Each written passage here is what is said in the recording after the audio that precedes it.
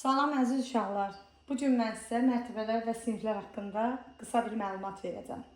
Mərtəbə vahidinin sayı, mərtəbə qiyməti nədir? Ona aydınlıq gətirəcəm. Birinci bir ədəd yazıram.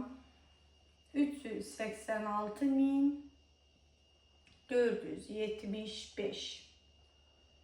Əvvəlcə bu ədədin mərtəbələrini qeyd edək.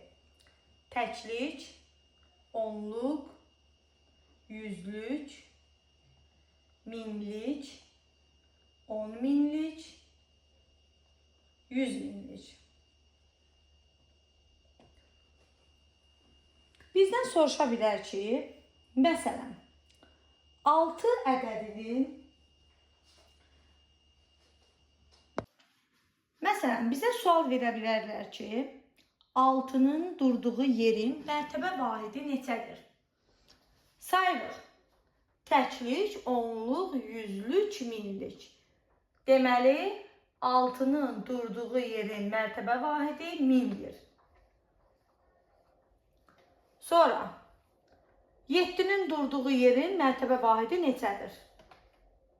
7 hansı mərtəbə vahidindedir? Təklik, onluq. Deməli, 7'nin mərtəbə vahidi neçədir? 10'dur. 3'ün mərtəbə vahidi neçədir?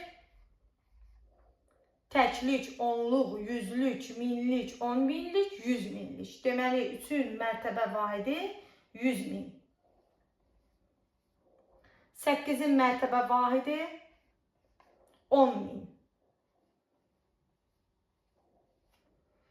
4'ün mərtəbə vahidi neçədir desələr?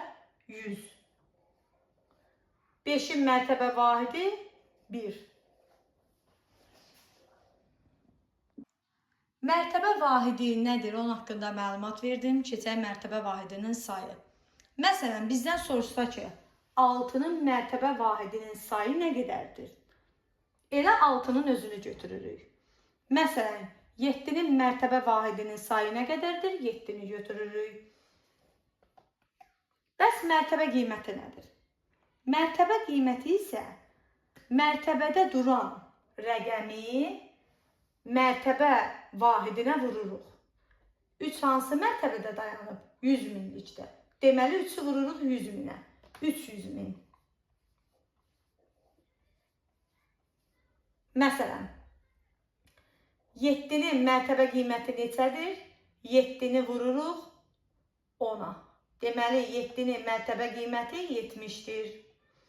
6'nın mərtəbə qiyməti neçədir soruşsa, 6'nı vururuq 1000'ə. Deməli, 6'nın mərtəbə qiyməti 6000'dir.